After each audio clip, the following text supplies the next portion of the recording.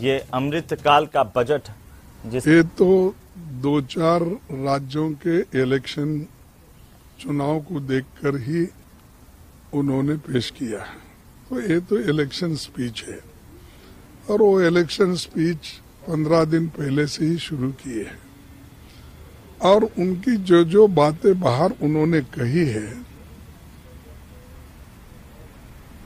वैसे जुमले इस बजट में डालकर वो उन्होंने पुनरुच्चार किया उसका। और दूसरी चीज, बजट में सबसे ज्यादा प्राथमिकता होना चाहिए था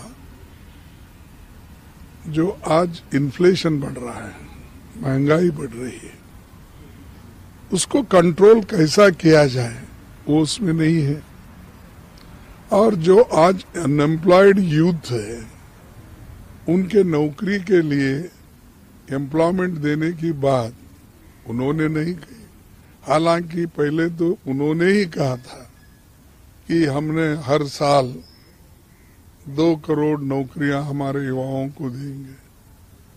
तो उनके 18 करोड़ नौकरियां कहाँ हैं? उसके लिए कौन सा बजट है?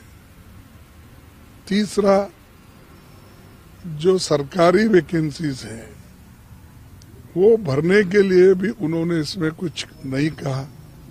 और जो 30 लाख वैकेंसीज भरना है उसके लिए तो बजट का प्राविधान होना चाहिए, वो भी इसमें नहीं है। उसके अलावा गरीबों के लिए जो हमेशा पहले से आता था, उनको जरा नरेगा के लिए जरा वो बहुत ही पॉपुलर स्कीम रहने की वजह से रूरल के हमारे किसान मजदूर को उसका लाभ होता है। उसके लिए उन्होंने इसको बहुत अलग दृष्टि से देखा था। लेकिन आज के बजट में पहले जो 90,000 करोड़ था, 90,000 करोड़, उसको घटाकर उन्होंने 60,000 करोड़ कर दिया है। तो गरीबों के लिए भी कुछ नहीं है, अनएम्प्लॉयड के लिए कुछ नहीं है, महंगाई कंट्रोल करने के लिए भी कुछ नहीं है।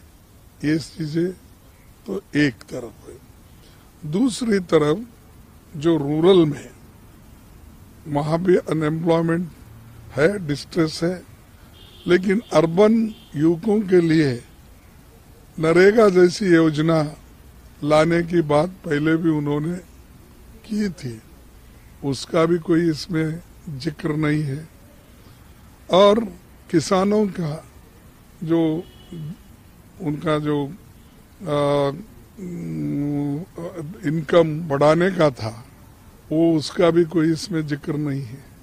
एमएसपी का जिक्र इसमें नहीं है। फिर कौन से गरीब के लिए ये बजट बना है? मैं समझूंगा जो अमीर लोग हैं उनके लिए। और इनकम टैक्स हमने 5 से 7 लाख कर दिया। भाई, इन्फ्लेशन इतना बढ़ गया है, कोई 2 लाख कोई बड़ी राहत नहीं। आज जो जिसकी सैलरी 60-65 हजार रुपये है उनको ही थोड़ा कुछ राहत मिलता है, लेकिन दूसरे किसी को नहीं है। वो भी अपने हिसाब से उन्होंने किया कि मिडिल क्लास को कैसा अट्रैक्ट करे। उनके पार्टी में चर्चा हो गई कैसा अट्रैक्ट करे, और वो दूसरे ट्राइबल वोट्स लाने के लिए क्या कोशिश करे, शेड्यूल कास्ट के वोट्स को क्या कोशिश करे। जो ये इलेक्शन स्ट्रेटेजी करके उसके तहत जो उनको फायदेमंद होगा उसी के तरफ ध्यान दिए हैं।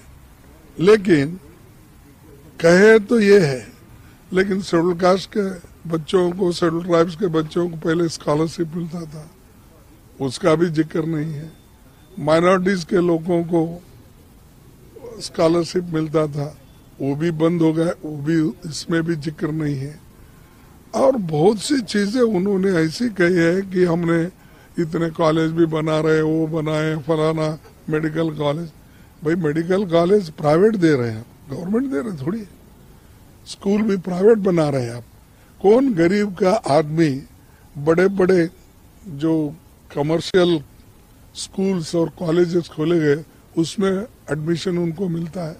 वो तो सरकारी स्कूल की तरफ देखेगा, देहात में रहने वाला, म्यूनिसिपालिटी एरिया में रहने वाला, लोअर मिडिल क्लास का आदमी, इवन मिडिल क्लास का भी, क्योंकि फीस इतनी है कि एक महीने को कई जगह 1-1 लाख रुपए लेते हैं, 50,000 लेते हैं। तो ये जो आपने मिडिल क्लास के लिए इनकम टैक्स का राहत हम दिलाए कहते हैं, उसका बच्चा भी प्राइवेट स्कूल में पढ़ नहीं सकता। तो ये सारी चीजें, ये सारी मुद्दे हैं और इसको नजरअंदाज किया गया है। और इनइक्वालिटी की बात, इनकम इनइक्वालिटी इतनी बढ़ रही, रोज पर रोज गरीब गरीब होते जा रहा, अमीर अमीर होते जा रहा। और हिडनबर्ग का रिपोर्ट अगर आप देखते हैं, वो चौंकाने वाले हैं कि हम नहीं कह रहे, हम कहे तो बोलते थे हमेशा एक कांग्रेस वाले कुछ ना कुछ देश को बदनाम करने के लिए, यहाँ इन्वेस्टमेंट नहीं आना उसको रोकने के लिए बात कर। हमने नहीं, ये तो प्राइवेट वाले हैं, डालो डिफेमेशन केस, कहो।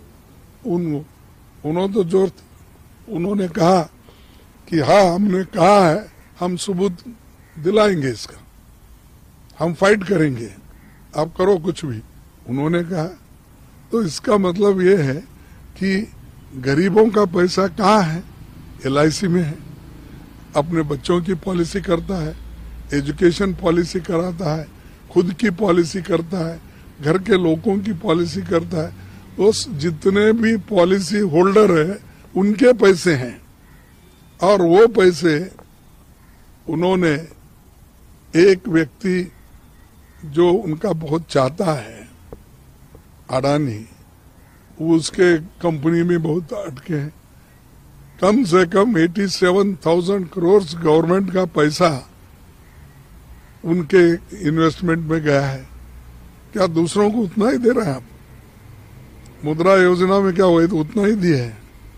देखिए, ऐसे आप कितने दिन झूठ बोलेंगे? और तुम्हारी बजट जो है ये अमीर है उनके लिए ही है, और जो गरीब को आप ना किसान को देखे, ना गरीब मजदूर को देखे, ना SC ST के बच्चों को स्कॉलरशिप देने का देखे, ना एजुकेशन का।